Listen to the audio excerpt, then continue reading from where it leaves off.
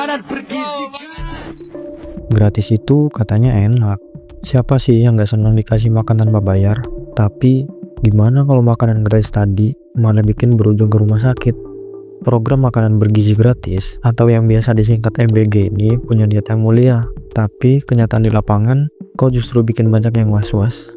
Program ini resmi dimulai pada 6 Januari 2025. Tujuannya jelas, buat ngasih asupan bergizi ke jutaan anak sekolah di seluruh Indonesia.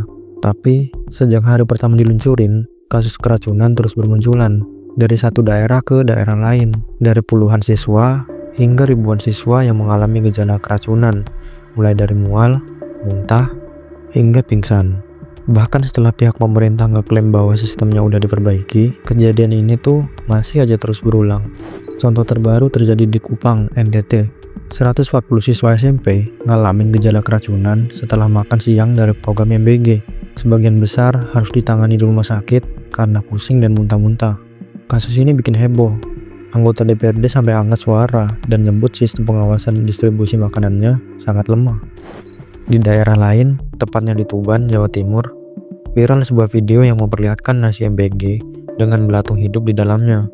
Video ini udah nyebar luas dan bikin publik geleng-geleng kepala. Pihak sekolah kemudian manggil 4 siswa yang merekam video tersebut. Katanya sih bukan buat ngasih hukuman, tapi buat konfirmasi kebenaran kejadian yang viral itu. Untungnya, dari kejadian ini nggak ada laporan siswa yang sakit akibat makanan itu.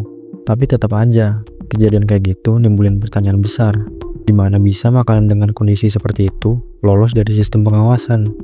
Yang jadi ironi, pihak BGN atau Badan Gizi Nasional udah sejak awal ngomong kalau program ini terus dievaluasi dan diperbaiki. Mulai dari pelatihan penyedia, seleksi bahan makanan yang lebih ketat, sampai penyederhanaan proses distribusi dan pembayaran ke vendor. Tapi, fakta di lapangan bilang lain.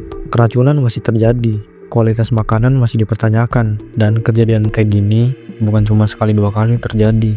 Tapi apa kalian tahu gimana respon Pak Prabowo terkait masalah keracunan ini? Kalau kalian belum tahu, sini gue tunjukin.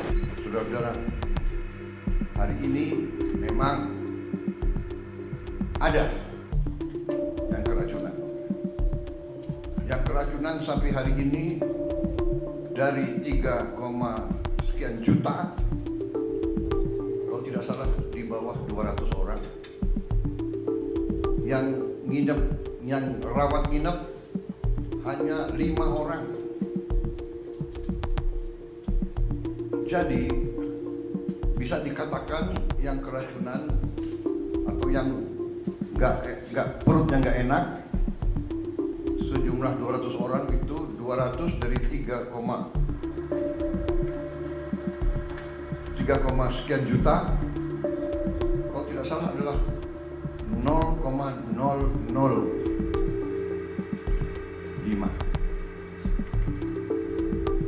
Berarti keberhasilannya adalah 99,99%.